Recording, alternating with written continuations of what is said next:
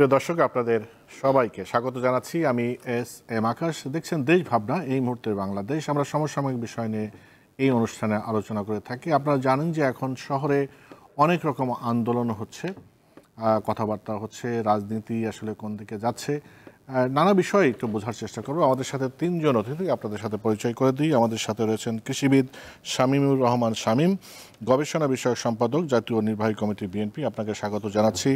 আছেন শরীফুজ্জামান শরীফ, রাজনীতি বিশ্লেষক, আপনাকে স্বাগত জানাই।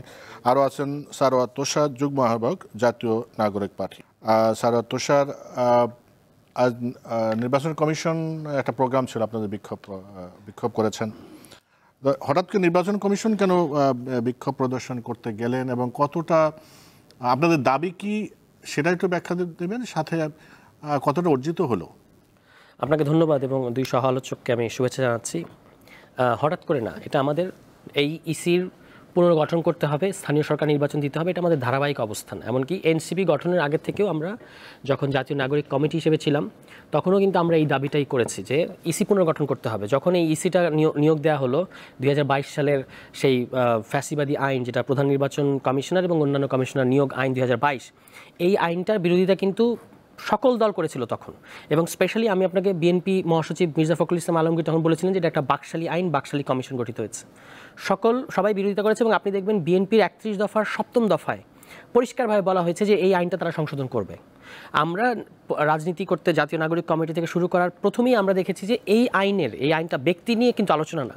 এই আইনটার মধ্য দিয়ে যেভাবে ইসি গঠিত হয়েছে এটা বাংলাদেশের সুষ্ঠু নির্বাচন দিতে পারবে না। এবং প্রধান উপদেষ্টা যেটা বলেছেন যে বাংলাদেশ ইতিহাসে তিনি সবচেয়ে ভালো নির্বাচন করতে চান, সে ধরনের নির্বাচন দূরে থাক।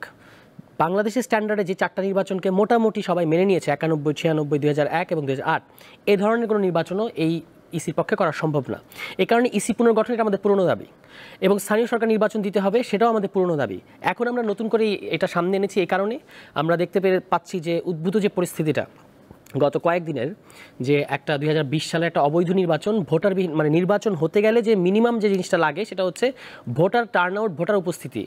ওই সময়কার আপনাদের ভিডিও ফুটেজগুলো আপনারা দেখতে পারেন, তখনকার সংবাদ নিউজগুলো দেখতে পারেন, কোনো ভোটার টার্নআউটই হয়নি এবং এটা ছিল একটা অবৈধ নির্বাচন। ভোটারদেরকে ভোট কেন্দ্রে যেতেই দেওয়া হয়নি, একটা অবৈধ নির্বাচন। এবং নির্বাচনের প্রধান প্রতিদ্বন্দ্বী যিনি ছিলেন ইশরাক সাহেব, তিনি তখন বলেছিলেন যে নির্বাচনটা অবৈধ নির্বাচন, এটা বাতিল করতে হবে। এটাই ছিল তার আদালতের রায়, মানে আদালতের তিনি যে মামলাটা করেছিলেন।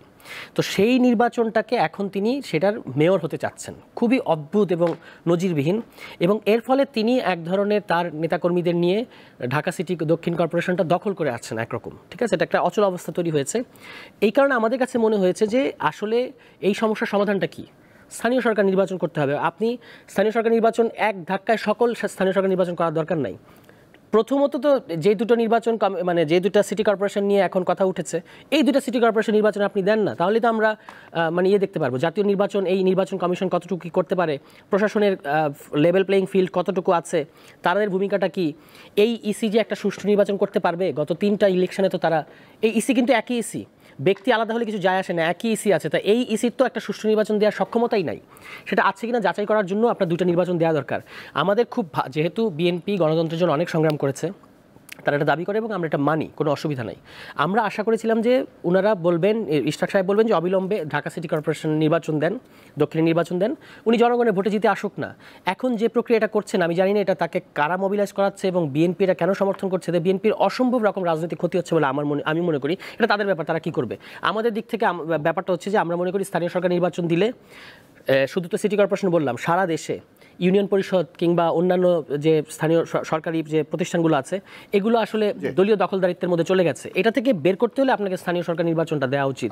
এই জন্যই আমরা আবার যে তার মানে এই নির্বাচন কমিশন আপনারা বাতিল চাচ্ছেন, নির্বাচন কমিশনটা পুনর্গঠন করতে হবে। আপনি নতুন সংস্কার, যে নির্বাচন ব্যবস্থা সংস্কার কমিশন কিন্তু কয়েকটা সুপারিশ দিয়েছে, ওই সুপারিশের ভিত্তিতে দরকার হলে আপনি আরও কিছু সুপারিশ দেন, দিয়ে আপনি নির্বাচন কমিশনটা পুনর্গঠন করার কথা বলছেন। আচ্ছা, কৃষিবিদ শামীমুর রহমান, আপনার বিএনপির দলীয় অবস্থান কি নির্বাচনের এই কমিশন সম্পর্কে?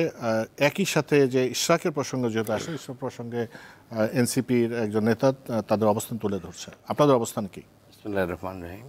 ধন্যবাদ আকাশ ভাই আপনাকে, আমার সাথে সহ আলোচকবৃন্দ, আমার অত্যন্ত কাছের বিশিষ্ট রাজনৈতিক বিশ্লেষক শরীফুজ্জামান শরীফ ভাই, এনসিপির যুগ্ম আহ্বায়ক সারোয়ার তুষার সহ আমাদের সাথে যারা সংযুক্ত রয়েছেন দেশ বিদেশে, সবাইকে আমি আন্তরিকভাবে সালাম শুভেচ্ছা জানাচ্ছি। একটু আগে ছোট ভাই সারোয়ার তুষার বলেছেন, আপনি দেখেন এই অন্তর্বর্তীকালীন সরকার প্রতি সমস্ত রাজনৈতিক দলই প্রথম থেকে সমর্থন দিয়ে আসছে। একটি ঐতিহাসিক গণ অভ্যুত্থানের মধ্য দিয়ে রক্তাক্ত ছাত্রদের জীবনের প্রায় 1,500 ছাত্রের রক্তের মধ্যে দিয়ে দাঁড়িয়ে সরকার আসছে। গত 17 বছর গণতান্ত্রিক আন্দোলন সংগ্রামে অসংখ্য মানুষের জীবনের আত্মত্যাগের মধ্য দিয়ে আমরা এই ফ্যাসিবাদের পতনের মধ্যে দিয়ে নতুন একটি বাংলাদেশ পেয়েছি। এই সরকারকে আমরা প্রথম থেকে সহযোগিতা করছি। এই সরকার প্রধান বারবারই আমাদেরকে আশ্বস্ত করেছেন যে তিনি সংস্কার করে নির্বাচন দিবেন, সবাই সাথে আলোচনা করে দিবেন। এই নির্বাচন কমিশন তো এই সরকারই নতুন করে করেছেন, ইসিকে প্রধান নির্বাচন কমিশন। এখন বাকি অন্য যেগুলো পুনর্গঠন করা প্রয়োজন সেটা করবে সুষ্ঠু নির্বাচনের সাথে। কতগুলো 6টি সংস্কার কমিশন করেছে গুরুত্বপূর্ণ, যেটা সুষ্ঠু নির্বাচনের জন্য।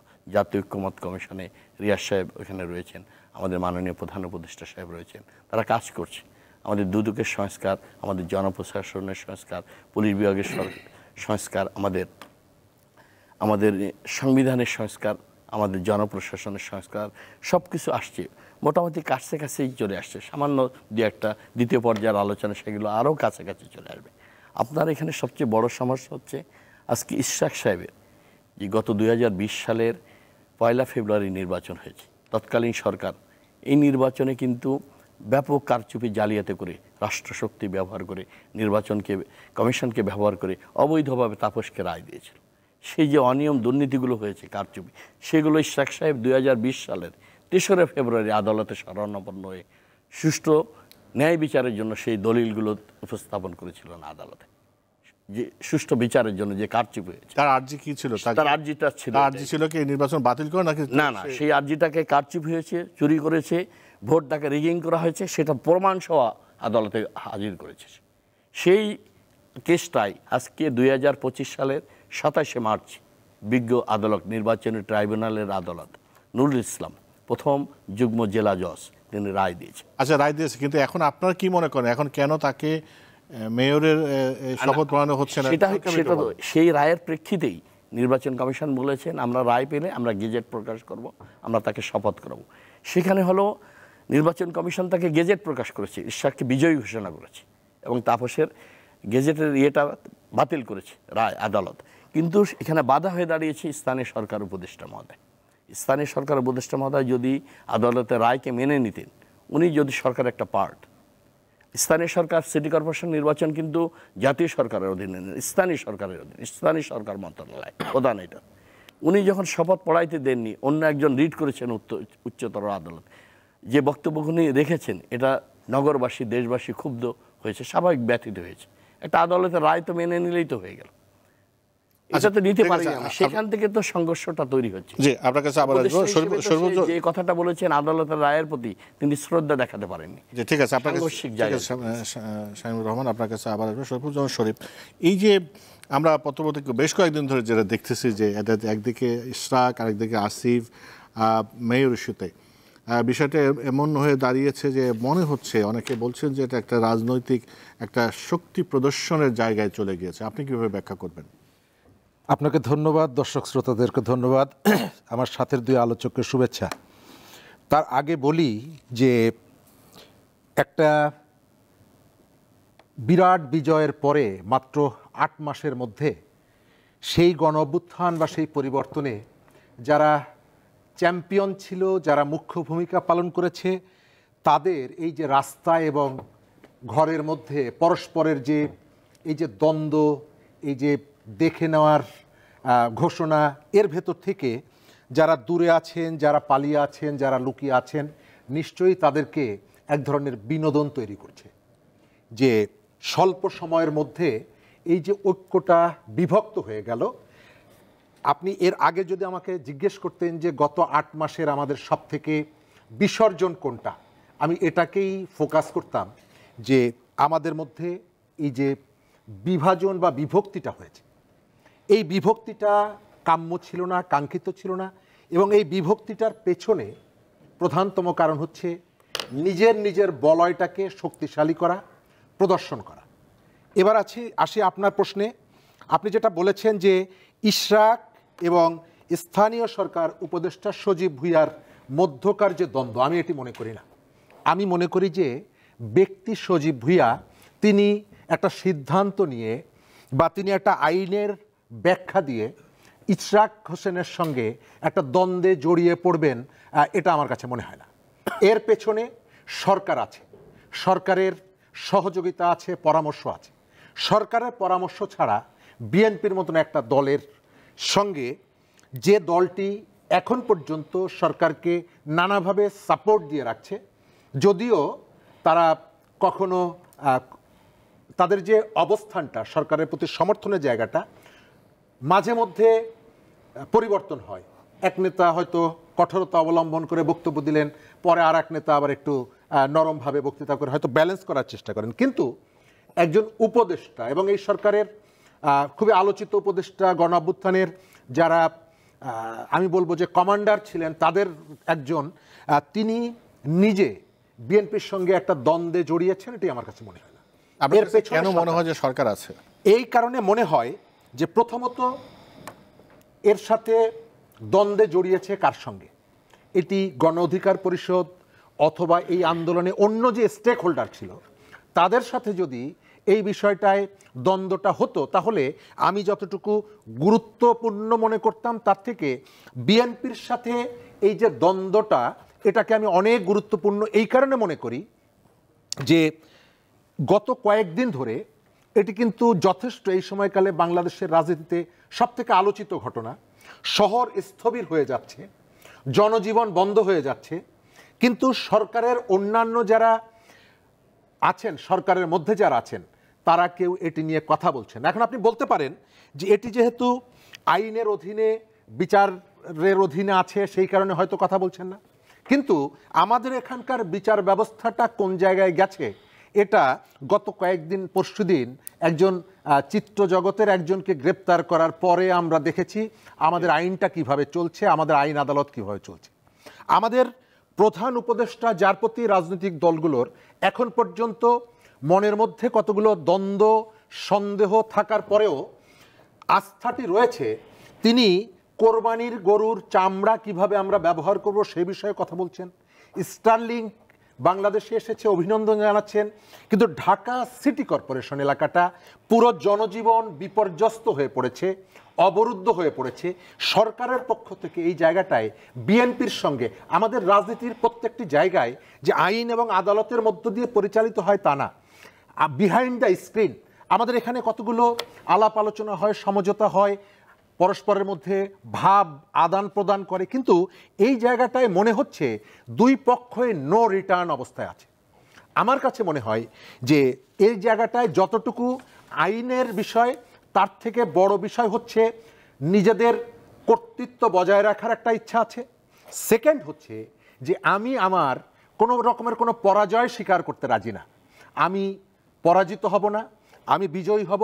এবং এই ধরনের গুরুত্বপূর্ণ জায়গাগুলোতে আমি সরকারের কাজের সঙ্গে এনসিপিকে জড়াবো না, কারণ আমি এখন পর্যন্ত বিশ্বাস করতে চাই যে এর মধ্যে একটা বিভাজন আছে। তবে আমি যেটা মনে করি, ঢাকা সিটি কর্পোরেশনের আপনি গুরুত্বপূর্ণ, সবথেকে গুরুত্বপূর্ণ যে জায়গাটায় দুজন মেয়রের দায়িত্ব দিলেন, নিশ্চয়ই রাজনৈতিক দলগুলোর সাথে একটু আপনি সেটা স্ক্রিনের বাইরেও হয়তো কথা বলে নেওয়া উচিত ছিল, এবং সেটি ভালো হতো। কারণ এই ধরনের জায়গাগুলোতে পরিচালনা করার জন্য অন্তত মিনিমাম যদি একটা সমঝোতা থাকে, মতের মিল থাকে, তাহলে ভালো হয়। তা না হলে গতকালকে দেখেছেন একটা সিটি কর্পোরেশনের সামনে একজন দায়িত্বশীল ব্যক্তি সম্পর্কে যে অভিযোগটা উঠেছে, সত্য হোক মিথ্যা হোক, এটি তো সরকারকে বিব্রত করছে। আমি মনে করি সরকার যদি ওই বোধশক্তি সম্পন্ন হয়, তাহলে সরকারকে বিব্রত করারই কথা। স্যার তুষার, বেশ কিছুদিন ধরেই দেখা যাচ্ছে যে আসলে ঢাকা নগরী যেন একটা দাবির নগরে বা আন্দোলনের শহরে পরিণত হয়েছে। বিভিন্ন গুরুত্বপূর্ণ জায়গায় বিভিন্ন দাবি নিয়ে জমায়েত হচ্ছে, সিটি কর্পোরেশন তা আছেই, আপনারাও আজকে একটা প্রোগ্রাম করেছেন। তো শরীফুজ্জামান শরীফ যেটা বলছিল যে সরকারের আসলে এই জায়গাতে প্রেজেন্স খুব একটা দেখা যাচ্ছে না, কিন্তু জনগণের এই ভোগান্তি, জনগণ কেন এই আন্দোলনের পরেও 5ই আগস্টের পরে এই অবস্থায় কেন আসবে? হ্যাঁ না, প্রথমত বলি যে এই যে এত আন্দোলন, ভুল আন্দোলন ঠিক আন্দোলন মিলিয়ে 3 শতাধিক আন্দোলন হয়েছে, সেইগুলো সরকার কিভাবে ডিল করতেছে দুই একটা ব্যতিক্রম বাদে, এটা কিন্তু প্রমাণ করে যে বাংলাদেশের ইতিহাসের সবচেয়ে গণতান্ত্রিক সরকার হচ্ছে এটা। আমরা তো খালি গণতন্ত্র বললে, নির্বাচন বললে বুঝলে হবে না। নির্বাচিত সরকারগুলো কি করে? গুলি চালায় আন্দোলনের উপরে। এই সরকার সেটা করছে না। এখন এই ইস্যুটাতে বলি, ভাই যেভাবে বলেছেন আমি একটু বিনয়ের সাথে দ্বিমত করি, উনি কিন্তু সরকারকে কাঠগড়ায় দাঁড় করানোর চেষ্টা করছেন। আমি একদম আপনাকে কথা বলতে হবে ফ্যাক্ট ধরে, এই একদম এটার ইস্যুতে ইশরাক সাহেব এই অবৈধ নির্বাচনকে বোঝা দিতে চাচ্ছেন কেন? উনি আর্জি করেছিলেন যে ভোট বাতিল করেন এবং এই ইলেকশনটা অবৈধ। এই আর্জিটা উনি সংশোধন করলেন কবে? 5 বছর পরে, এই গণ অভ্যুত্থানের পরে। কাকে দিয়ে সংশোধনী করলেন? আরেকজন তৃতীয় ব্যক্তিকে দিয়ে, যাকে উনি পাওয়ার অফ অ্যাটর্নি দেন নাই। সিটি কর্পোরেশনের আইন দেখেন, এই আইন অনুযায়ী অন্য কোনো তৃতীয় ব্যক্তি যাকে আপনি পাওয়ার অফ অ্যাটর্নি দেন নাই তিনি করতে পারবেন না। এই আর্জি সংশোধনী করতে গেলে নির্বাচনী ট্রাইব্যুনালের নিয়ম অনুযায়ী 30 দিনের মধ্যে আপনি আর্জি সংশোধনী করতে পারবেন, 5 বছর পরে পারবেন না। অনেকগুলো ব্যাপারে, এবং এখানে সাক্ষী হিসেবে যারা মানে সাক্ষী দিতে গেছেন তারা অদ্ভুতভাবে কোর্টে না গিয়ে গেছেন হচ্ছে আইনজীবী সমিতির অফিসে। আইন অনুযায়ী আপনার হয় যদি আপনি অসুস্থ থাকেন অথবা যদি আপনি পর্দানশীল নারী হন তাহলে আপনি অনুপস্থিত থাকতে পারেন, কিন্তু এই ঘটনার ক্ষেত্রে আপনি আইনজীবী সমিতিতে যেতে পারছেন, কোর্টে আসতে পারছেন না। এরকম অনেকগুলো ইস্যুতে এখানে গুরুতর অসঙ্গতি আছে। আর বিচার ব্যবস্থার কথা ভাই তো বলেছিনি, আমাদের বিচার ব্যবস্থা কীরকম এখানে কীভাবে, তো দুর্ভাগ্যজনক হচ্ছে গণ অভ্যুত্থানের পরেও বিচার ব্যবস্থা আসলে মানে একটা দলের হয়ে কাজ করছে কিনা এই সন্দেহ তৈরি হয়েছে, এবং নির্বাচন কমিশন নিজে বিবাদী হয়ে আপিল করছে না। আরও ভয়ঙ্কর ব্যাপার হচ্ছে, যখন আদালতের এই রায়টা আসলো তখন নির্বাচন কমিশন একটা চিঠি পাঠিয়েছে আপনার স্থানীয় সরকারের কাছে যে গ্যাজেট, তো এখন আমাদের গ্যাজেট প্রকাশ করার কথা বলেছে আদালত, এখন অন্য কোনো আইনি জটিলতা আছে কিনা, আমরা গ্যাজেট প্রকাশ করতে পারি কিনা। স্থানীয় সরকার একটা পাল্টা চিঠি দিয়েছে, আরও কতগুলো কোয়ারিজ জানতে চেয়ে। এটা কিন্তু দুটো প্রতিষ্ঠানের মধ্যে রেগুলার একটা ব্যাপার এবং খুবই কনফিডেন্সিয়াল। এই যে স্থানীয় সরকার আপনার চিঠিটা দিল নির্বাচন কমিশনকে, এই চিঠিটা নির্বাচন কমিশন লিক করে ইশরাক সাহেবকে দিয়েছে। আপনি দেখেন ইশরাক সাহেব একটু আগে একটা ফেসবুক পোস্ট দিয়েছে। নির্বাচন কমিশনের ভেতরে তাহলে কারা আছে? একটা সরকারের প্রতিষ্ঠান আরেকটা সরকারের প্রতিষ্ঠানের কাছে বা রাষ্ট্রীয় প্রতিষ্ঠানের কাছে চিঠি পাঠাচ্ছে, এটা একজন যিনি এটাতে অ্যাগ্রিভড, মানে একটা পক্ষ, তো ইশরাক সাহেব তো এই পুরো ঘটনা একটা পক্ষ, তার কাছে এই চিঠি কিভাবে চলে যায়? তাহলে আপনি এই নির্বাচন কমিশন আমরা যে পুনর্গঠন করতে বলছি, এটা যে নির্বাচন কমিশন থেকে লিক হয়েছে এটা আপনি কিভাবে? স্থানীয় সরকার থেকে তো না, স্থানীয় সরকার থেকে এটা হয় নাই। তার কারণ হচ্ছে নির্বাচন কমিশনের একজন কর্মকর্তাই এটা চিঠিটা ফেসবুকে প্রথম প্রকাশ করেছেন। এগুলো সমস্ত কিছুর স্ক্রিনশট আছে, এবং তারপর এটা ইশরাক সাহেব নিয়েছেন। অদ্ভুত, নজিরবিহীন, এবং এই শুধুমাত্র যে কোনো সভ্য রাষ্ট্রের শুধুমাত্র এই একটা ঘটনার কারণে নির্বাচন কমিশনকে এই মুহূর্তে ভেঙে দেওয়া হতো এবং নতুন নির্বাচন কমিশন হতো, কিন্তু বাংলাদেশের সমস্ত কিছু চলছে। আমি যেটা মনে করি ভাই, দেখেন বিএনপি গণতন্ত্রের কথা বলছে, খুবই ফাইন। এই যে জনদুর্ভোগটা তারা সৃষ্টি করছে, এখানে তো আপনারা বলছেন ঢাকাবাসী, এখানে কোনো ঢাকাবাসী নাই। ঢাকাবাসীর আপনি কাছে জিজ্ঞেস করেন, ঢাকাবাসীর এটাতে বিরক্ত। আজকেও দুই একটা জরিপ দেখলাম, সোশ্যাল মিডিয়ার বিভিন্ন পেজের জরিপ, মানুষ বলছে যে নতুন নির্বাচন দেন। আপনি নির্বাচন দিবেন না কেন? উত্তরের, এখন দক্ষিণের এটা ঘটেছে দেখে উত্তরটা তারা কীভাবে প্রশ্নবিদ্ধ করার চেষ্টা করছে, এই যে হিজবুত তাহরির ট্যাগ দিয়ে। এই ট্যাগিংটা তো আওয়ামী লীগের রাজনীতি ছিল এবং আওয়ামী লীগ তাকে এই ট্যাগটা দিয়েছিল। এখন এই গণ অধিকার পরিষদের মতো একটা দায়িত্বজ্ঞানহীন দল যারা হচ্ছে আরেকজনের হয়ে এখানে নেমে, এবং আজকে ডিএনসিসি কিন্তু একটা বিবৃতি দিয়েছে যে তাদেরকে টেন্ডার দেয় নাই, 16 কোটি টাকার একটা টেন্ডার। এই টেন্ডারটা না পেয়ে তারা ওখানে গিয়ে বিশৃঙ্খলা সৃষ্টি করেছে এবং এজাজ সাহেবকে মানে দুটো অন্যায় করেছে এখানে গণ অধিকার পরিষদের নূর। 1 নম্বর অন্যায় হচ্ছে যে হিজবুত তাহরির ট্যাগ দেয়া। দ্বিতীয় অন্যায় হচ্ছে বলেছে যে এনসিপি প্রতিনিধি। প্রথমত উনি এনসিপির প্রতিনিধি না, কোনো কালই এনসিপি ছিলেন না, এমন না যে ছিলেন এবং পদত্যাগ করেছেন, সেটা না, কখনোই তিনি এনসিপি করেন নাই। দ্বিতীয়ত হচ্ছে আপনি এনসিপিকে জড়ালেন, আবার তার সাথে হিজবুত তাহরির ট্যাগ দিলেন। কি ইমপ্রেশন তৈরি করতে চাচ্ছেন আপনি? এই নূরকে তো এর আগে মোসাদের এজেন্টের সাথে দেখা করতে দেখা গেছে এবং তখন তিনি এটা অস্বীকার করেছেন, বলেছেন ট্যাগিং করা হচ্ছে। তো উনি এই কাজটা কেন করছেন? এটা কিন্তু উনি করছেন, আপনি যদি খোঁজ নেন ভেতরে, উনি ইশরাক সাহেবের সাথে আঁতাত করে এই কাজটা করছেন, এবং এটার মধ্যে কোনো গণতান্ত্রিক কোনো চর্চার ব্যাপার নাই। আমি মনে করি যে বিএনপি বাংলাদেশের সবচেয়ে বড় রাজনৈতিক দল হিসেবে এই পরিস্থিতিটাকে ঠিকমতো পদক্ষেপ নিতে টোটালি ফেল করেছে। যখন ইশরাক সাহেব তার এখানে নামলেন, বিএনপির স্থায়ী কমিটি মিটিং করে উচিত ছিল ইশরাক সাহেবকে নিবৃত্ত করা এবং স্থানীয় সরকার নির্বাচনের দাবি জানানো, কিংবা তিনি সরকারের সাথে, এই যে আপনারা বলছেন সরকারের সাথে তো একটা নেগোসিয়েশন করতে পারতো, সরকারের সাথে নেগোসিয়েশন করে আপনি প্রশাসকই বসেন না। অথবা যেটা আপনারই আলোচনায় আরেকজন বলে গেছেন, কোথায় থামতে হবে জিনিসটা জানা দরকার ভাই। আপনি আদালতের কাছ থেকে রায় নিয়েছেন যে এই নির্বাচনটা অবৈধ ছিল এবং তিনি মেয়র, এইখানেই কিন্তু তার থেমে যাওয়া উচিত ছিল, কারণ মেয়াদটা শেষ, ঠিক আছে? এবং 19 আগস্ট যখন আপনার সরকার প্রশাসক নিয়োগ দিয়েছে, আগের ওইগুলোকে সমস্ত কিছু বাতিল করে দিয়ে, তখনই তো এই মামলা অকার্যকর হয়ে গেছে। এরকম গুরুতর একাধিক অসঙ্গতি থাকার পর আপনি যদি বলেন যে সরকার, এবং এই যে লেবেলিং করা ইসরায়েল এবং প্যালেস্টাইন সমান, হ্যাঁ, এইভাবে কিন্তু মানে লেবেলিং করা মানে সমান করা যায় না। আপনি এখানে পরিষ্কারভাবে দেখা যাচ্ছে বিএনপির অবস্থানটা বা ইশরাক সাহেবের অবস্থানটা একটা রং সাইডে আছে। যে স্যার তুষার, আপনার বক্তব্য শুনলাম। এখন কৃষিবিদ শামীমুর রহমান, আপনি বিএনপির একই প্রশ্ন আপনার কাছে, ইশরাকের যে এই যে বিষয়টা, যেটা আমরা দেখছি যে তার মেয়াদি শেষ হয়ে গেছে, এখন নতুন করে কেন এটা দেখুন, করলে কি আসলে আপনাদের মূল পয়েন্টটা কি? তুষার যেটা বলছে এটা আমি যেটা বলতে চাচ্ছি আপনাকে, যে তুষার আমাদের প্রার্থী ইশাক সাহেব আদালতে যে রায়টা তাকে দিয়েছে, তাকে ন্যায় ভিত্তিক অন্যায়ভাবে তাকে হারিয়ে দেওয়া হয়েছে কারচুপি করে নির্বাচন, সেটা তো আদালতের মাধ্যমে প্রমাণিত হয়েছে।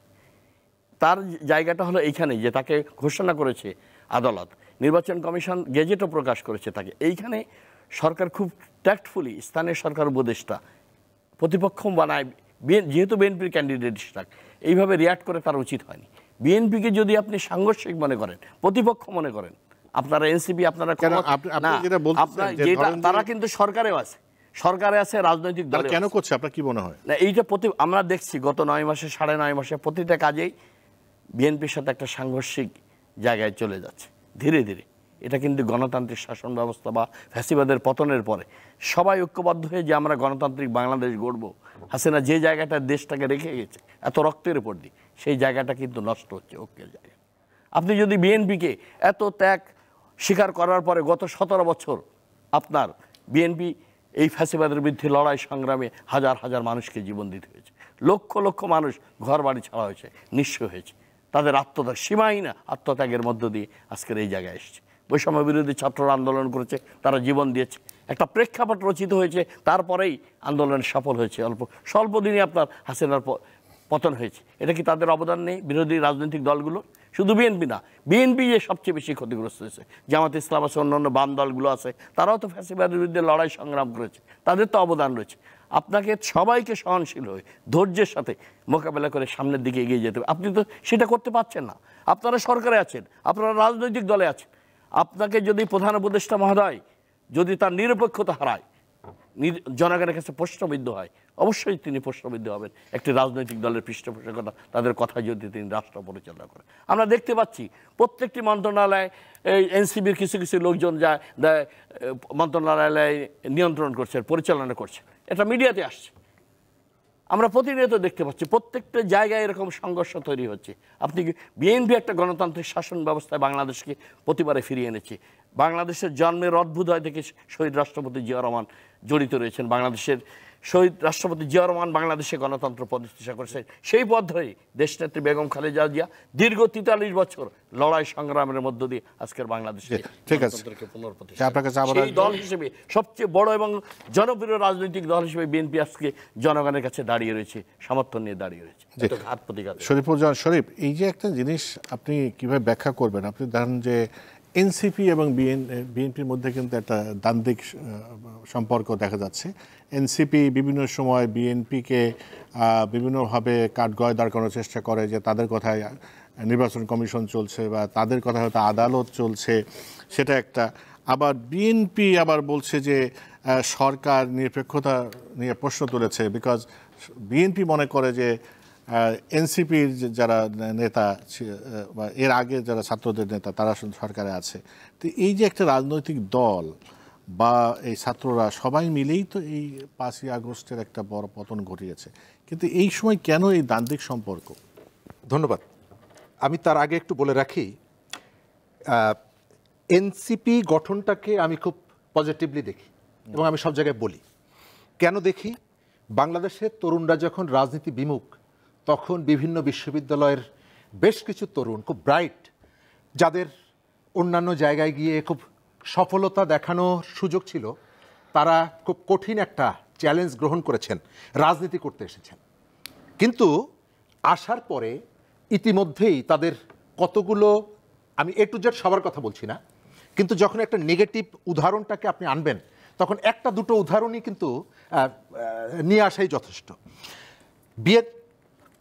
গত কয়েকদিন ধরে বা তার আগে বেশ কতগুলো তর্ক বিতর্কের মধ্যে তারা জড়িয়ে গেছে, যে তর্ক বিতর্কগুলো তাদের বিকাশের পথকে আমি আমার অবজারভেশন যে একটা বিরাট প্রশ্নের মুখে ফেলে দিচ্ছে।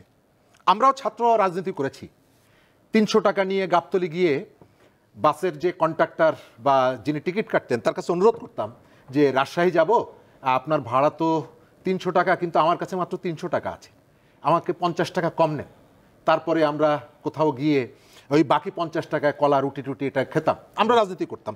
এখন আপনি রাজনীতি করবেন, আপনার একটা গাড়ি দরকার, ঠিক আছে, কিন্তু আপনি যখন 1.5 কোটি টাকার গাড়ি আপনি ব্যবহার করেন তখন সঙ্গত কারণেই প্রশ্নটা আসে যে আপনি এই জায়গাটায় নিজেকে একটু সংবরণ করতে পারতেন। গতকালকেও জুলাই অভ্যুত্থানের এক শহীদের পরিবারের সদস্যদেরকে ভরণ পোষণের ব্যবস্থা না থাকার কারণে তাকে এতিমখানায় পাঠিয়ে দিতে হয়েছে তার সন্তানদেরকে, এবং এই বিষয়টি সামনে রেখে যখন আপনি একজন ছাত্রনেতাকে দেখেন সাতখোলা জিপে করে তিনি তার এলাকায় গার্ড অফ অনার নিয়ে যাচ্ছেন, স্বাভাবিকভাবে প্রশ্নটা আসে বিএনপি কেন তাদেরকে কাউন্টার মনে করছে।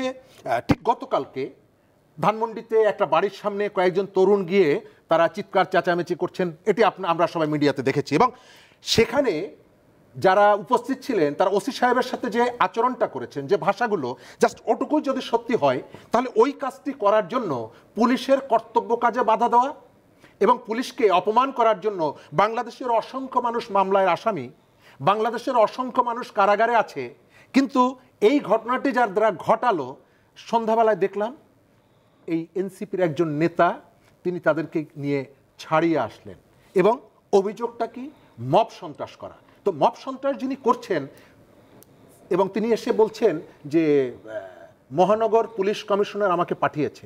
আমি প্রশ্নটা করি প্রথমে মহানগর পুলিশ কমিশনারের কাছে যে এটা তো একটা ক্রিমিনাল অফেন্স, ওসিকে ধমক দেওয়া হচ্ছে, তার কর্তব্য কাজে বাধা দেওয়া হচ্ছে, আমি যদি এই কাজটি করি আপনি কি মাননীয় কমিশনার আপনি কি কেউকে পাঠাবেন থানার সাথে একটা নেগোসিয়েশন করে আমাকে ছাড়িয়ে নেওয়ার জন্য? নিশ্চয়ই পাঠাবেন না। তাহলে এখানে দেখা যাচ্ছে আইনের প্রয়োগের ক্ষেত্রে পুলিশের যে ওই যে পুরনো যে কনসেপ্ট, তাদের যে মাইন্ড সেট আপ সেটি পরিবর্তন হয়নি, তিনি পাঠিয়ে দিচ্ছেন, এবং যে ব্যক্তিকে ছাড়িয়ে আনার জন্য পাঠানো হলো তার সংগঠন তাকে বহিষ্কার করেছে নৈতিক স্খলনজনিত কারণে। তো সেই ব্যক্তিকে কেন, আমি সারোয়ার তুষার আমি তাকে খুব ভোকাল দেখি, আমি যদি এনসিপি করতাম তাহলে আমি এই প্রশ্নটা আমার দলের মধ্যে তুলতাম যে একজন নেতা তিনি এই কাজটি করে হয়তো সেখানে এই মব সন্ত্রাসের সাথে যারা জড়িত, যারা সেখানে রাতের বেলায় উপস্থিত হয়েছিল এবং একটা অসৎ উদ্দেশ্য নিয়ে হয়তো তাদের কাছে গেলেন, কিন্তু বাংলাদেশের বহু মানুষ এই নতুন একটা রাজনৈতিক দলকে প্রশ্নের মুখোমুখি দাঁড় করিয়ে দিল কেন তিনি এই কাজটি করলেন। বলবেন যে তাকে শোকজ করা হয়েছে, আপনারা এর আগে কিন্তু শোকজ করেছিলেন একজনকে গত অক্টোবর মাসে, যিনি বলেছিলেন যে আন্দোলনে বিজয়ের জন্য আমরা মেট্রো রেলে আগুন দিয়েছি, পুলিশ মেরেছি, তারপরে নভেম্বর মাসের 3 তারিখে 3 দিন সময় দিয়ে তাকে শোকজ করা হয়েছিল, 8 তারিখ তিনি শোকজের উত্তর দিয়েছিলেন, তারপরে আমরা কোনো অ্যাকশন দেখিনি। এই জায়গাটায় হয়তো তারা এনসিপিকে বিব্রত করেছে, সেই কারণে মাসুদের বিরুদ্ধে তারা হয়তো একটা শোকজ করেছে, কিন্তু এর যে খুব অগ্রসর হবে এটি আমি মনে করি না। বিএনপির যে জায়গাটা আপনি বলছি, আমি দেখতে পাচ্ছি বিভিন্ন জায়গা থেকে বিএনপির যেমনিভাবে অবদানটা আছে, আবার এই সময়কালে বিএনপির পলিটিক্সের বিশেষ করে তাদের মাঠ পর্যায়ে বহু কর্মীর যে খাসলত এটি নিয়ে প্রশ্ন তোলার অসংখ্য সুযোগ আছে। সেই কারণে আমি দেখতে পাচ্ছি এই যে একটা দ্বন্দ্বের মধ্যে সম্ভবত বিএনপি দেখছে যে এনসিপি কতগুলো বাড়তি ফেভার পাচ্ছে রাষ্ট্রের কাছ থেকে, যে ফেভারগুলো আসলে বিএনপির পাওয়ার কথা, এবং দেশের বিভিন্ন জায়গায় তারা এই যে দ্বন্দ্বটা তৈরি হচ্ছে এবং তারা সম্ভবত একটা সন্দেহ করছে যে সরকার সম্ভবত এদেরকে নানা রকমের প্রণোদনার ভিতর থেকে তাদেরকে তৈরি করার চেষ্টা করছে।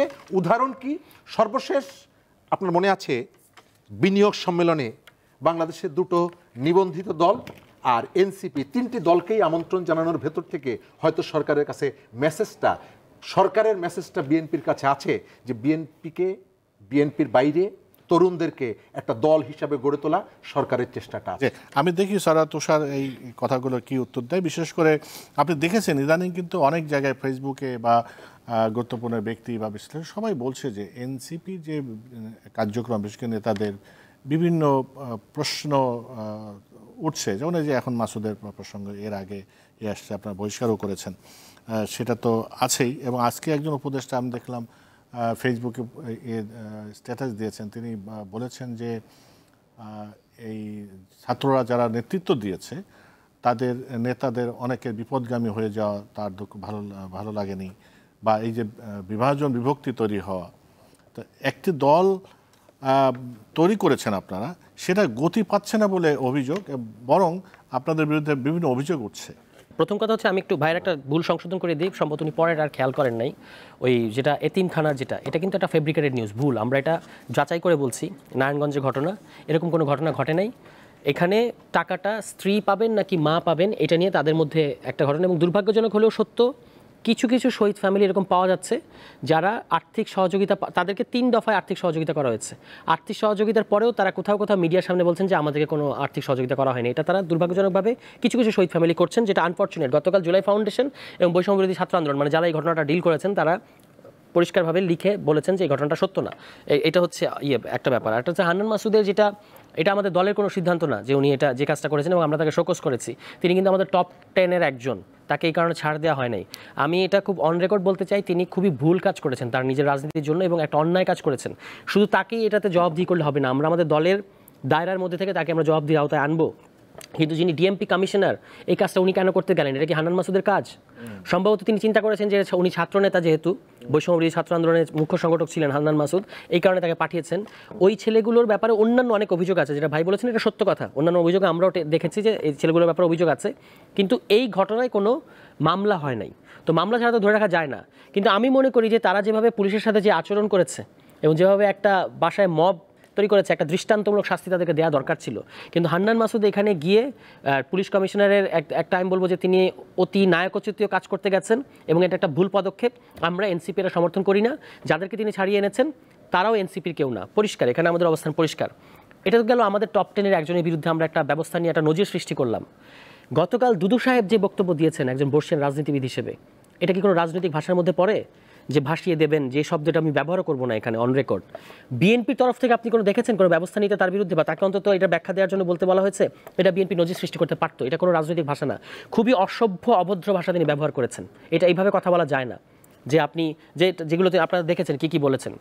ফলে বিএনপির, এবং আরেকটা টক শোতে দেখলাম একজন বিএনপির একজন নেতা, কৃষক দলের সভাপতি সম্ভবত, আমাদের একজন দলের একটা ছেলেকে বেয়াদব বলে সম্বোধন করছে। আপনি টক শোতে এটা করতে পারেন না, পাবলিক স্পেসে এটা করতে পারেন না। দ্বিমত থাকতে পারে। আমি একটু আগেও তো আরেকটা টক শো করে আসলাম, সেখানেও আমার সাথে দ্বিমত হয়েছে এবং আমরা কথা বলেছি, কিন্তু এইটা কোনো রাজনীতি না। এনসিপির ধীরগতির ব্যাপারটা এরকম না। গঠনতন্ত্র, ধরেন আমি একটা উদাহরণ দিই, গঠনতন্ত্র। বিএনপি একটা 50 বছর বয়সী দল, তার 31 দফা দিয়েছে 2022 সালে। এর আগ পর্যন্ত এই দল কি দিয়ে চলেছে? ওই রেফারেন্স দিবে একটা 19 দফা জিয়াউর রহমানের, আর 2016 সালের ভিশন 2030। এর বাইরে কিন্তু কোনো অফিসিয়াল ডকুমেন্ট নাই। আমরা ইতিমধ্যে একটা মৌলিক সংস্কার ডকুমেন্ট জাতীয় ঐক্যমত্য কমিশনে জমা দিয়েছি, ডিটেইলড যে কী সংস্কার কীভাবে করতে হবে তার পথ পদ্ধতি সহ। এটা সমস্ত মিডিয়ার কাছেও আমরা দিয়েছি, আপনারা সেটা দেখতে পারেন। এটা আমাদের একটা অবস্থান, এবং এটা নিয়ে আমরা আরও ফার্দার কাজ করছি। গঠনতন্ত্র একটা দলের খুবই সিরিয়াস ব্যাপার, এবং এটা আপনি জানেন যে এটা অনেক দিন পর্যন্ত থাকবে। সবার আগ্রহ যে নতুন দলটার গঠনতন্ত্র কেমন হয়। ইতিমধ্যে আমাদের একটা গঠনতন্ত্র গত 20-25 দিন যাবত তৈরি হয়ে আছে। আমাদের দলীয় ফোরামে আমরা একাধিক মিটিং করেছি, নীতি নির্ধারণী ফোরামে। এখন সাধারণ সভায় এটা নেওয়া হবে এবং এটার বিভিন্ন জায়গা ধরে কথা বলা হবে।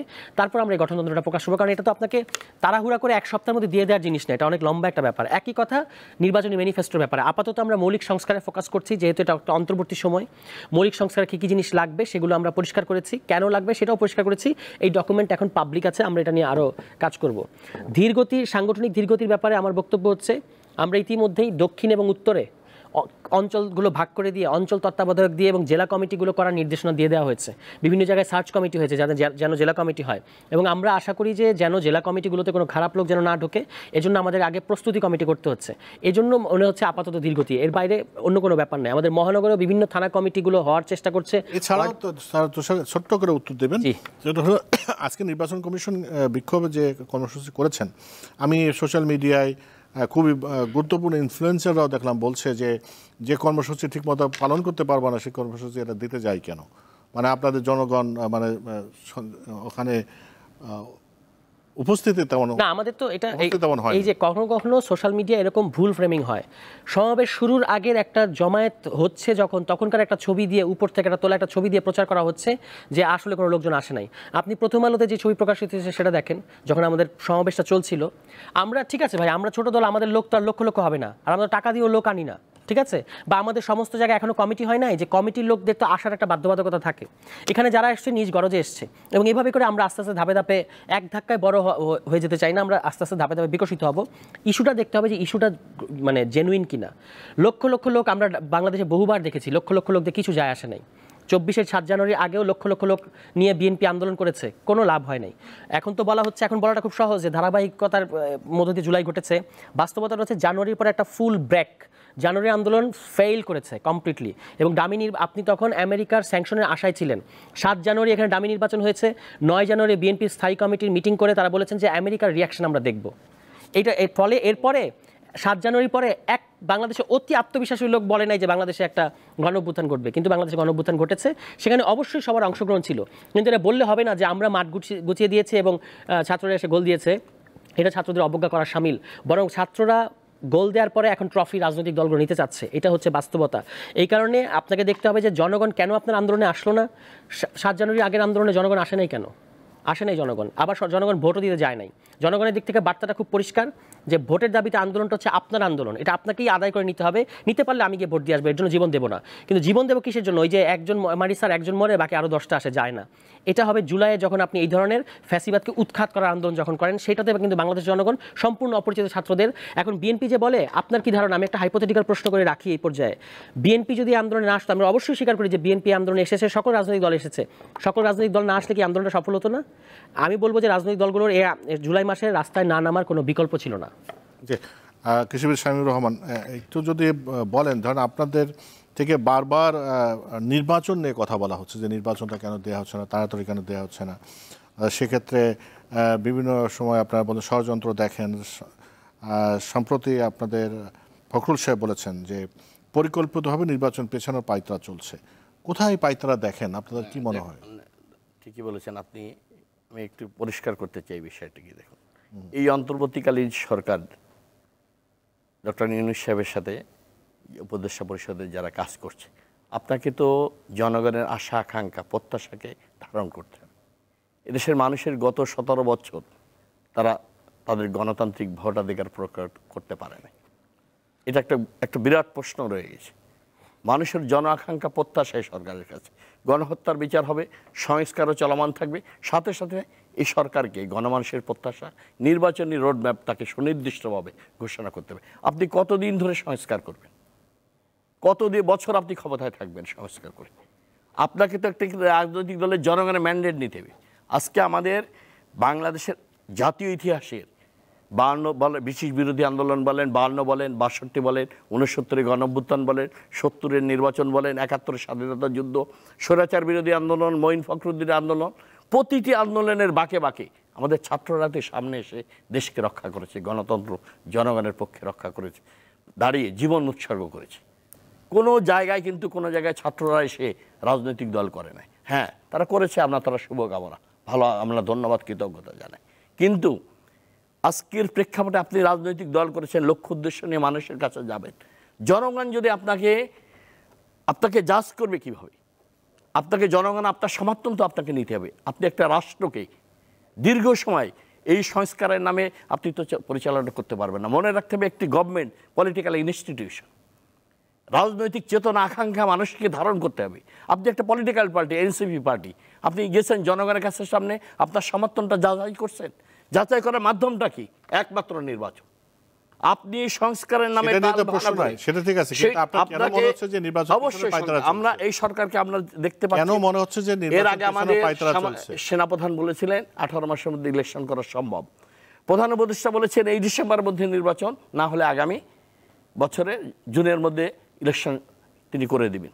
সরকার তো সেই অবস্থা বলছেন, সেই অবস্থানে রয়েছে। আমরা বলছি রাজনৈতিক দল হিসেবে আপনি সংস্কার বিরোধিতা করছেন না। বিএনপি সমস্ত সংস্কারের সাথে তো বিএনপি অধিকাংশ জায়গায় একমত পোষণ করেছেন। আপনি একটু বলেন, সাংবিধানিক কাউন্সিল করার ঐক্যমত্য কমিশন প্রস্তাব করেছে, সেইখানে যাকে প্রধান করা হয়েছে সে একটি অনির্বাচিত ব্যক্তি হবে এবং অন্যান্য প্রতিষ্ঠানের প্রধানকে দিয়ে সাংবিধানিক কাউন্সিল গঠন করার প্রস্তাব করেছে। এটা করলে তো আপনার নির্বাচিত প্রতিনিধিদের কাজ থাকবে না, পার্লামেন্টের মেম্বার। না, সেটা নিয়ে কোনো কোশ্চেন না। আমার কোশ্চেন ছিল যে আপনারা বলছেন যে নির্বাচন পেছানোর পাইতারা চলছে, পাইতারাটা কোথায় কোথায় সেটা আমি জানতে চাই।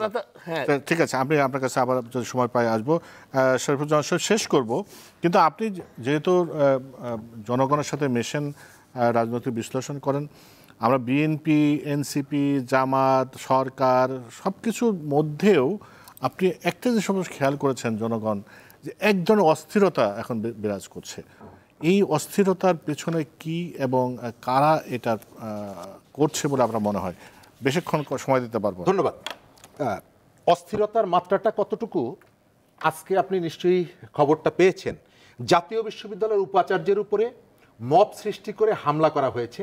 দাবিটা কি? তাদেরকে অটো পাস দিতে হবে। অর্থাৎ নৈরাজ্যের জায়গাটা কোথায় চলে গেছে, এবং এই মবটাকে আপনি দীর্ঘদিন ধরে আপনার প্রয়োজন অনুযায়ী কখনো প্রমোট করেছেন, আবার কখনো মবকে রেখে আপনি দূরে সরে গেছেন। প্রকাশ্যে ঢাকার রাস্তায় কাউরান বাজারে পত্রিকা অফিসের সামনে যখন গরু জবাই হয়েছে আপনি তখন কখনো কথা বলেননি, এবং যখন দেখেছেন এই মব আপনাকে আক্রমণ করার জন্য আসছে, আপনার পৃথিবীকে সংকুচিত করছে, তখন আপনি কথা বলেছেন। কিন্তু সেটিকে ওই যে ধানমন্ডির ঘটনাটি যেটা ঘটেছে, আমরা গিয়ে তার পাশে দাঁড়িয়েছি। আমি এই পরিস্থিতির জন্য সরকারের সিদ্ধান্তহীনতাকে দায়ী করি, আমি এই পরিস্থিতির জন্য সরকারের কঠোরতার অভাবকে দায়ী করি, এবং আমি মনে করি বাংলাদেশের কোনো সরকার পলিটিক্যাল পার্টিগুলোর এই ধরনের ব্ল্যাঙ্ক চেক সহযোগিতা এর আগে কখনো পায়নি। তারপরেও সরকার সেটিকে ডিজন করেছে, সরকার সেটিকে অনার করেনি। বাংলাদেশের এই পর্যন্ত পলিটিক্যাল পার্টিগুলোর সঙ্গে সরকারের যে সংযোগটা থাকা দরকার ছিল, সরকার সেটি গুরুত্ব অনুধাবন করেনি, এবং অনুধাবন না করে কখনো আমরা দেখেছি ইউনিয়ন পরিষদের মেম্বার কিভাবে নির্বাচিত হবে সেই বিষয়গুলো নিয়ে কথা বললেও করিডোরের মতন গুরুত্বপূর্ণ বিষয় পলিটিক্যাল পার্টিকে বাইপাস করে আপনি যখন আলোচনা করেন, স্বাভাবিকভাবে রাজনৈতিক দলগুলো আপনার প্রতি ওই যে আস্থার জায়গাটা সেটি চিড় ধরাটাই স্বাভাবিক। আজকের যে নৈরাজ্য, আজকের যে ভীতিকর অবস্থা, আজকের যে আইন শৃঙ্খলা পরিস্থিতির অবনতি এবং কোথাও কোথাও আইনকে নিজের মতন করে পরিচালিত করা, এই প্রবণতার পেছনে সরকারের দীর্ঘদিনের আগের সরকার যেমনিভাবে ক্ষমতা প্রয়োগের ক্ষেত্রে এক একজনের জন্য এক এক ধরনের আইন প্রয়োগ করত, আইনের শাসনের বদলে শাসকের আইনে যখন পরিচালিত হতো, আপনি যদি আওয়ামী লীগের কোনো সংগঠনের সদস্য হন তাহলে আপনাকে এক ধরনের আইন, আপনি যদি আওয়ামী লীগের বাইরের কেউ হন এক ধরনের আইন। সুপ্রিম কোর্টের নির্বাচনে যুবলীগের সভাপতির স্ত্রী ১ নম্বর আসামি এবং বিএনপির ব্যারিস্টার কায়সার কামাল ২ নম্বর আসামি। একই মামলার আসামি হওয়ার পরেও যুবলীগের স্ত্রীকে তাকে আদালতে হাজির হতে হননি, তিনি জামিন পেয়ে গেছেন, আর বিএনপির কায়সার কামালকে গ্রেপ্তার করা হয়েছে, রিমান্ডে নেওয়া হয়েছে, জেলে নেওয়া হয়েছে। এখনো সেই ঘটনার পুনরাবৃত্তি আমরা দেখছি। শক্তিশালীর জন্য এক ধরনের আইন, দুর্বলের জন্য এক ধরনের আইন। আপনি এই যে সর্বশেষ, সেটা তো জুলাইয়ের সর্বশেষ আপনি যেটা দেখলেন, হ্যাঁ সেই স্পিড তো আমরা অন করছি না এখন। আমরা যদি অন করতাম, আমি সারার তুষার যে কথাগুলো বললেন, কতগুলো প্রতিষ্ঠান সম্পর্কে যে প্রশ্নটা তুললেন, বিচার বিভাগ সম্পর্কে তার অবজারভেশনটা তিনি বলেছেন, ইলেকশন কমিশন সম্পর্কে গত 15 বছর এই প্রতিষ্ঠানগুলো নিয়েই তো আমরা কথা বলেছি যে আওয়ামী লীগ এটিকে দলীয়করণ করেছিল। আজকে 9 মাস পরে আমরা তো সেই একই অভিযোগ শুনছি। এই যে নুসরাত ফাতেহাকে গ্রেপ্তার করা হলো কেন? তিনি যে সিনেমায় যার চরিত্রে অভিনয় করেছিলেন, তার মায়ের চরিত্রে যিনি অভিনয় করেছিলেন, তার বাড়ি পুলিশ পাহারা দিচ্ছে কেন? তার স্বামী হচ্ছে এই সরকারের একজন উপদেষ্টা। তো আইনের প্রয়োগের ক্ষেত্রে আপনি যখন ম্যান টু ম্যান ভেরি করবে, শাসকের আইনের শাসনের বদলে আপনি যখন শাসকের আইন প্রয়োগ করবেন, তখন হাজার মানুষের আত্মদানের পরেও আপনার সেই কাঙ্ক্ষিত সূর্যোদয়টা ঘটে না, ঘটতে পারে না। আমরা এই পর্যায়ে শেষ করতে হচ্ছে। কৃষিবিদ শামীম রহমান শামীম, আমি একটু গুরুত্বপূর্ণ একটা বিষয় আপনাকে 1 মিনিটের বেশি না কিন্তু। আজকে যদি দেখেন শুধু বিএনপি নয়, দেশের মানুষের মাঝে একটা শঙ্কা তৈরি হচ্ছে, নির্বাচন হয়তো এই সরকার বিলম্বিত করবে বিভিন্ন তাল ভানার অজুহাতে। এটা যদি হয়, আর বিএনপির মধ্যে একটি বড় রাজনৈতিক জনপ্রিয় দলকে অন্যান্য বিরোধী দল যারা ফ্যাসিবাদ বিরোধী আন্দোলন করেছে সবাইকে সাথে নিয়ে এই সরকারের বিরুদ্ধে নির্বাচন করার জন্য, দাবি আদায় করার জন্য রাজপথে আন্দোলন করতে হয়, সেটা অত্যন্ত দুঃখজনক হবে, বেদনার হবে। আচ্ছা, এটা হলো আমার শেষ কথা, যে সেটার ফলাফল এটা ভিন্ন ইতিহাস। ধন্যবাদ। আমি যেহেতু ভিন্ন ইতিহাস রচিত হবে, সেটা ঠিক সময় দিচ্ছি, আপনাকে 1 মিনিট সময় দিতে চাই। আগের কথা বলি যে 18 মাসের মধ্যে নির্বাচন দিতে হবে, সেনা প্রধান বলেছেন, এটা ওনার বলার দায়িত্ব না। 18 মাসের মধ্যে নির্বাচন হবে না 6 মাসের মধ্যে নির্বাচন হবে, এটা সরকার এবং রাজনৈতিক দলগুলোর সিদ্ধান্ত, তিনি এটা মানতে বাধ্য, যিনিই থাকেন। আমি কিন্তু কোনো ব্যক্তিকে ধরে কথা বলছি না, প্রতিষ্ঠানকে ধরে কথা বলছি। দ্বিতীয়ত হচ্ছে সাংবিধানিক কাউন্সিল নিয়ে ভাই কিন্তু খুবই বিভ্রান্তিকর তথ্য এখানে ছড়িয়েছেন। সাংবিধানিক কাউন্সিলে খুব স্পেসিফিক দায়িত্ব, এবং সেখানে এটা অনির্বাচিত নয়, এখানে রাষ্ট্রপতি আছেন যাকে নির্বাচনের মধ্য দিয়ে আনার, ইলেকটোরাল কলেজ পদ্ধতিতে উনি নির্বাচিত। প্রধানমন্ত্রী নির্বাচিত, সরকারি দল এবং বিরোধী দলের 2 জন সংসদ সদস্য এবং অন্য বিরোধী দলের 1 জন সংসদ সদস্য, তারা নির্বাচিত। এই বডিকে আপনি অনির্বাচিত বলতে পারেন না। আর সরকারি দায়িত্বে তারা কেন মানে হস্তক্ষেপ কোথায়? নির্বাহী সাংবিধানিক পদগুলোতে নিয়োগ দেয় কি সরকারি দায়িত্ব? সাংবিধানিক পদগুলোতে নিয়োগ দেবে সাংবিধানিক প্রতিষ্ঠান, সেটাই হচ্ছে জাতীয় সাংবিধানিক কাউন্সিল। তাহলে সরকারের কাছে হস্তক্ষেপ, সরকার বরঞ্চ তার এখতিয়ারের বাইরে গিয়ে এই যে প্রধানমন্ত্রী তার নিজেদের লোক বসায় বিভিন্ন সাংবিধানিক প্রতিষ্ঠানে, এটাকে আটকানোর চেষ্টা করা হচ্ছে। এই সাংবিধানিক কাউন্সিলে বিএনপির ভয় কেন? কেন ভয় আমি বলি, আওয়ামী লীগ যেভাবে আসলে সমস্ত জায়গায় নিজের লোক সেট করতে চেয়েছে, বিএনপিও সেটা চায়। এটা যেহেতু এটা এই প্রক্রিয়ায় বন্ধ হবে, এই কারণে তারা এটা বিরোধিতা করছে। এটা বিরোধিতা করা তাদের উচিত না। কাউন্সিলে তো অনির্বাচিত প্রতিনিধিরা রয়েছে, কোন কে অনির্বাচিত প্রতিনিধি বলেন? একজন নাম বলেন, প্রস্তাব করা হয়েছে। বলেন কে? আমি তো জানি ভাই, আমি কমিশনের থেকে তারা প্রস্তাব করেছে। আমি বলতেছি তো 9 জন সদস্য, 9 জন সদস্য কে অনির্বাচিত বলেন? যদি বিভিন্ন প্রতিষ্ঠানের প্রধানদেরকে দিয়ে ওই সাংবিধানিক কাউন্সিলে সংযুক্ত করেন, তাহলে পার্লামেন্টের মেম্বারদের কাজ কি? তাদের তো কাজ থাকবে না।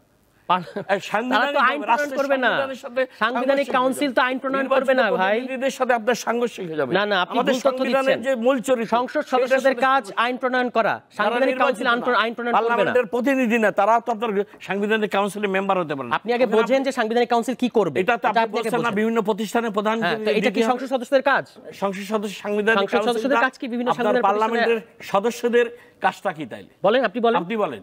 সংসদ সদস্যদের কাজ আইন প্রণয়ন করা। আপনি সাংবিধানিক কাউন্সিল করবেন, পার্লামেন্টের আপনি আগে ব্যাপারটা বোঝেন ভাই, আপনার দলের যারা এটা ডিল করছে তাদের সাথে আলাপ করে ব্যাপারটা বোঝার চেষ্টা করেন। এই বিষয়টা আরো পরিষ্কার হওয়া দরকার। কৃষিবিদ শামীমুর রহমান, আপনাকে অনেক ধন্যবাদ। শরীফুজ্জামান শরীফ, আপনাকে অনেক ধন্যবাদ। তুষার অনেক ধন্যবাদ, ব্যস্ততার মধ্যে এসেছেন। প্রিয় দর্শক, আজ এ পর্যন্ত, সবাই ভালো থাকবেন।